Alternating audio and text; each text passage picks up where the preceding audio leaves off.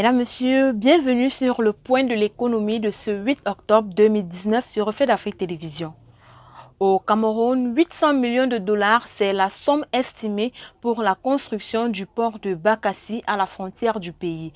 Ce projet de port de 20 mètres de profondeur pour la navigation transnationale relève du cadre d'un partenariat public-privé et Arbour Engineering est l'un des principaux investisseurs.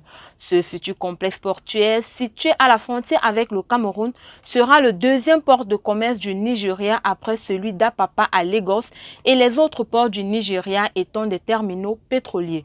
Ce port en eau profonde de Bakassi est prévu pour être la principale passerelle maritime orientale du Nigeria, servant de catalyseur pour la diversification de l'économie nationale régionale dans le golfe de Guinée. Une fois achevé, il réduira la congestion de celui de Lagos et facilitera le transport des produits agricoles entre les différentes régions du pays. Toujours au Cameroun, la microfinance Amical Finance recense ses créanciers. C'est suite à la décision du 27 avril 2019 portant clôture de l'administration provisoire et retrait de son agrément en tant qu'établissement de microfinance par la Commission bancaire de l'Afrique centrale qu'Amical Finance SA invite ses créanciers à produire leurs créances. Les centres de Douala, Yaoundé, Bafam, Banka ont été constitués pour la déclaration des créances. Un délai de 30 jours est imparti aux créanciers domiciliés dans le territoire national et 60 jours pour ceux domiciliés hors du territoire camerounais. Les titulaires d'un droit de revendication doivent produire leur justificatif en précisant s'ils entendent exercer leur droit de revendication. Il faut rappeler qu'à partir de la décision d'ouverture et jusqu'à expiration du délai imparti suivant la publication d'annonces légales, tous les créanciers ne disposant d'aucune sûreté particulière au menu des sûretés composant la masse doivent, sous peine de forclusion, produire leurs créances dûment justifiées auprès du liquidateur. Restons toujours au Cameroun pour parler cette fois-ci d'Afrilanfest Group qui étend son réseau bancaire panafricain en Ouganda. Grâce à cette licence délivrée par la Banque centrale ougandaise à Afrilanfest Group, le groupe bancaire à capitaux majoritairement camerounais ouvre ainsi sa 11e filiale sur le continent africain. En plus de ses filiales africaines, le groupe bancaire dispose également de 2 bureaux de représentation en Chine et en France.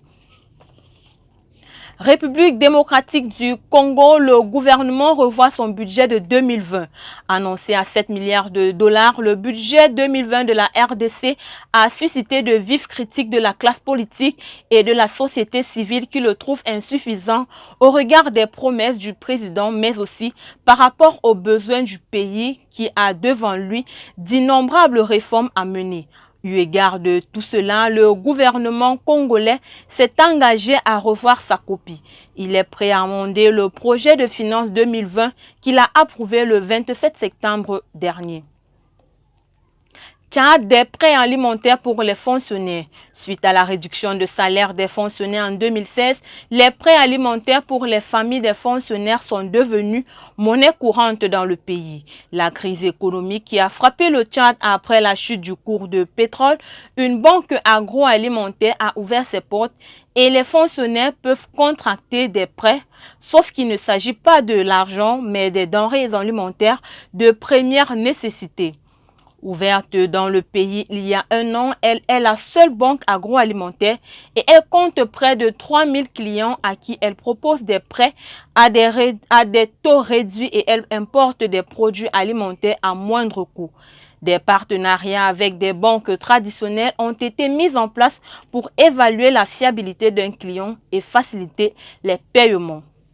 C'est tout pour le point de l'économie de ce 8 octobre 2019 sur Reflet d'Afrique Télévision. Retrouvons-nous demain pour une nouvelle sortie. Les programmes sont en continu sur nos différentes pages Twitter, Instagram, Facebook, YouTube ou sur notre site internet www.refletdafriquetv.com.